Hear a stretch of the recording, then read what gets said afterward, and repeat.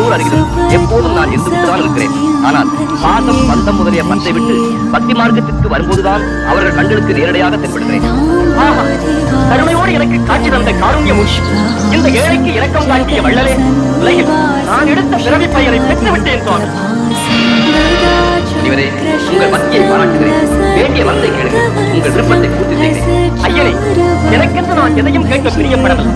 நடக்கும் இந்த கலியுகம் நலமடைய, இந்த யுகம் முடியும் வரை தாங்கள் இங்கே நிரந்தரமாக இருக்கும். உங்களை நாடி வருபவர்களின் குறைகளை போக்கி அருள் செய்ய வேண்டும். முடியும் வரை இந்த 7வது மலை மேல் நின்று இங்கு வருபவர்களின் தீராத விலையெல்லாம் தீர்த்து வைத்து அனைவருக்கும் காட்சி தருகிறேன்.